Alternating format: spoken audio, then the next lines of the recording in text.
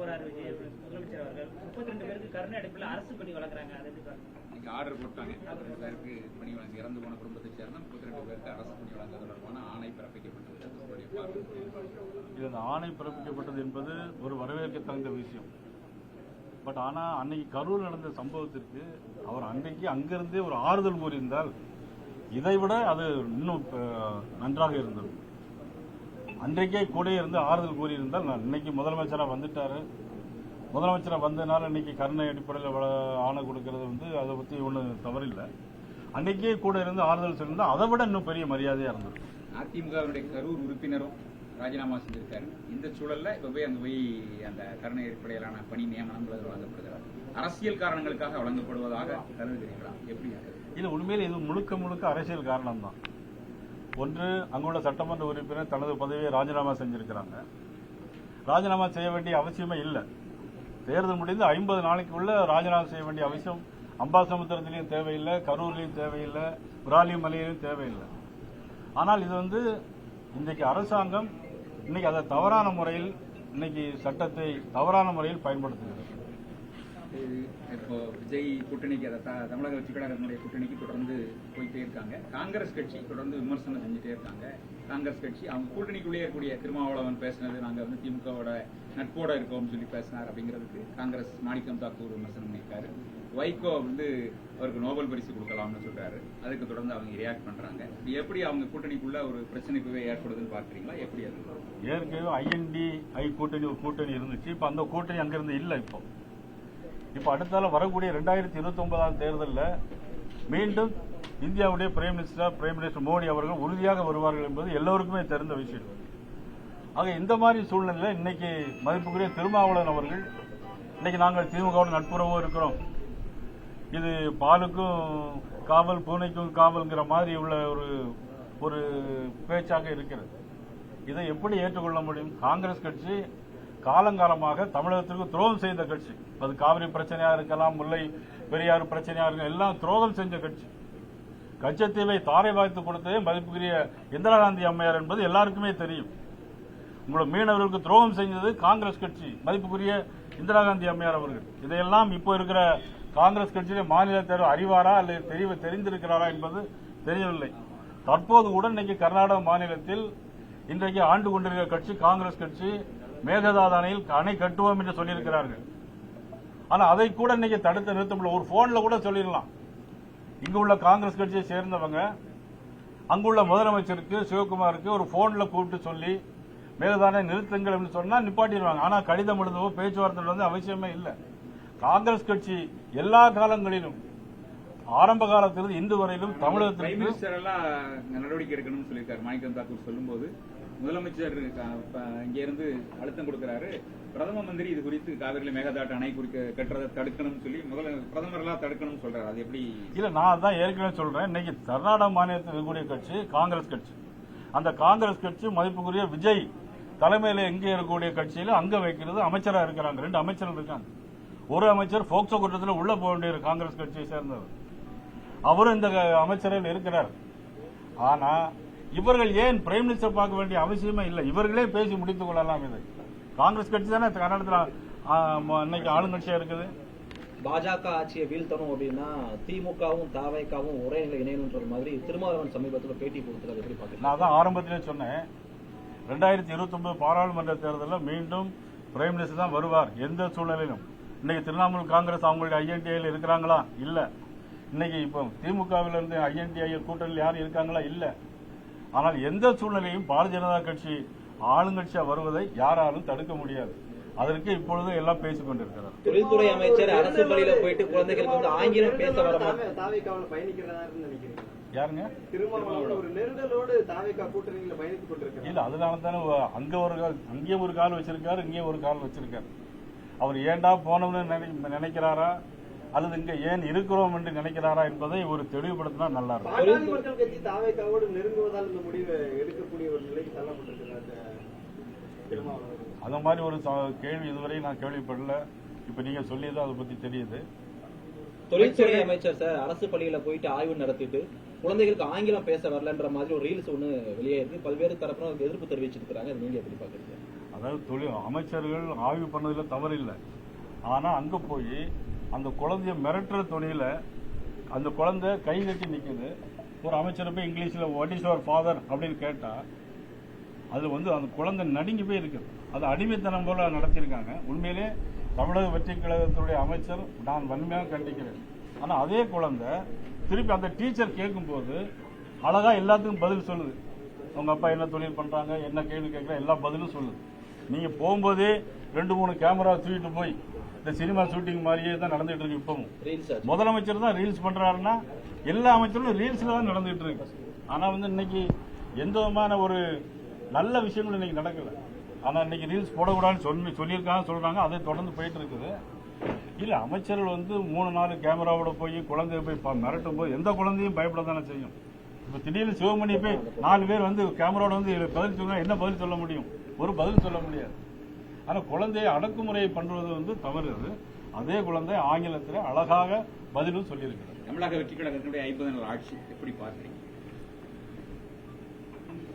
59 நாள் ஆச்சு. கற்பழிவு சம்பவம் 151. ஒரு நாளைக்கு 3 கற்பழிவு சம்பவம் நடக்கும். ஒரு நாளைக்கு 3 கற்பழிவு சம்பவம் நடக்கும். 2 நாளைக்கு ஒரு தடவை 3 தடவை படுகொலை நடக்கும். 3 நடக்குது.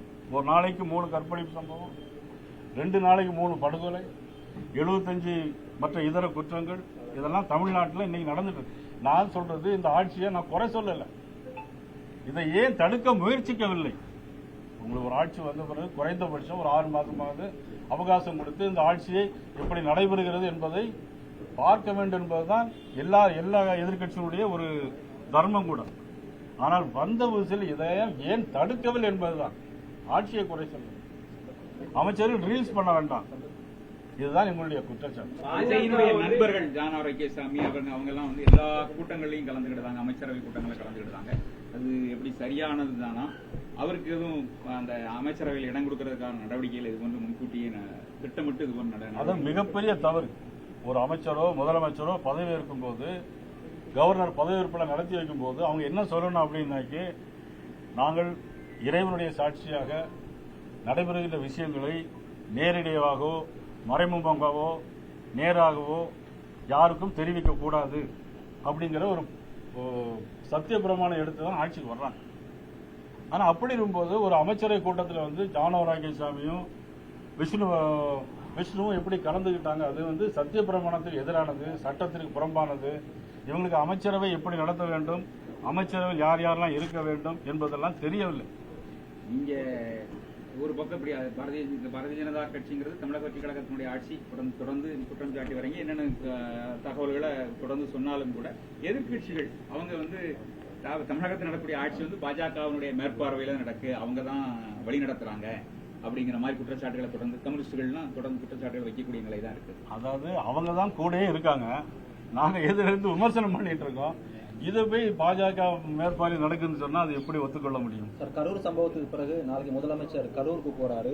பாதிக்கப்பட்ட குடும்பங்கள்ல 32 பேருக்கு அரசு வேலை வழங்குறாரு. இதை எப்படி பாக்குறீங்க? அதான் பதில் சொல்லிட்டேன்.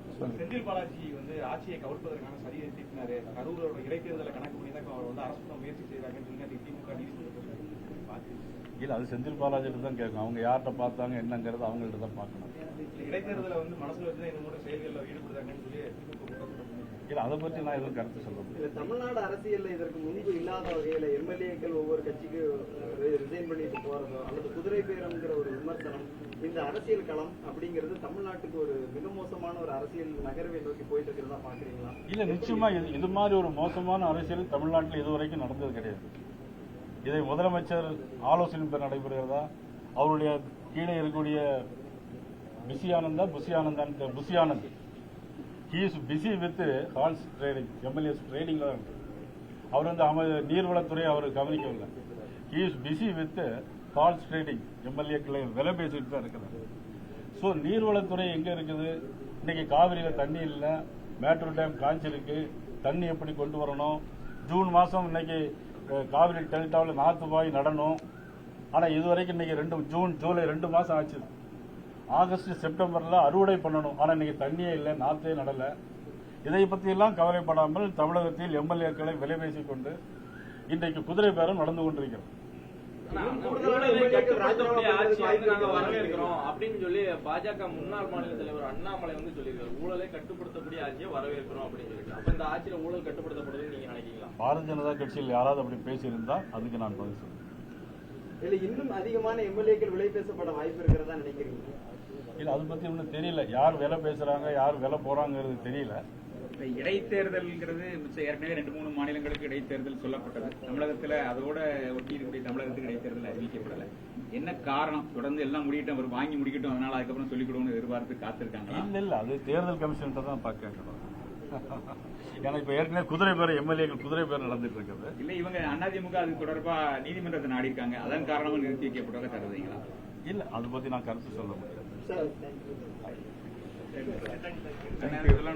சொல்லுங்க, நீங்க சொல்ல வேண்டிய தகவல்கள் ஏதாவது? அடுத்தபடியா பிரதமர் மோடி தமிழகத்துக்கு எப்ப வர்ற மாதிரி இருக்காங்க? என்ன நிகழ்ச்சி இருக்கு? எய்ம்ஸ் மருத்துவமனை பணியை நிறைவடைச்சு சொன்னாங்க. அது எப்ப வாய்ப்பு இருக்கு? இல்ல எய்ம்ஸ் மருத்துவமனையை பொறுத்த மட்டும் எல்லாரும் அதை வச்சு இன்னைக்கு அரசியல் பண்ணிட்டு இருந்தாங்க. நிச்சயமா அதை வச்சு நிச்சயமா கண்டிப்பாக அவர் பிரைம் மினிஸ்டர் வந்து அதை திறந்து வைப்பார்கள் என்பதை நான் தெரிவித்து வருகிறேன். இப்போ வந்து மத்திய அரசை பொறுத்த மட்டும் இப்ப நிதியை பத்தி காங்கிரஸ் கட்சி தலைவர் சொல்லியிருக்காரு.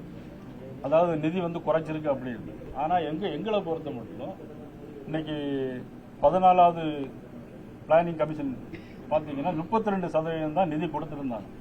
ஆனா இன்னைக்கு 15வது நிதி கமிஷன்ல இருந்து 42% இன்னைக்கு மக்கள் கொடுத்துட்டு இருக்காங்க. 42% மத்திய அரசு நிதி கொடுக்கு.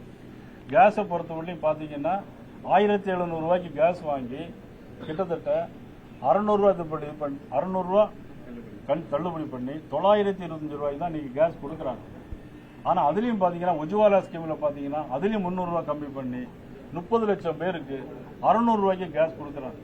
இன்னைக்கு கேஸை பொறுத்தவரையிலையும் பெட்ரோலை பொறுத்தவரையிலையும் இன்னைக்கு நம்ம நாடு வந்து இன்னைக்கு 2 மாசத்துக்கான ஸ்டாக் வச்சிருக்கிறோம். இன்னைக்கு பாகிஸ்தான்ல 411 ரூபா ஒரு பெட்ரோல் ஒரு லிட்டர் விலை. இலங்கையில பாத்தீங்கன்னா 325 ரூபா.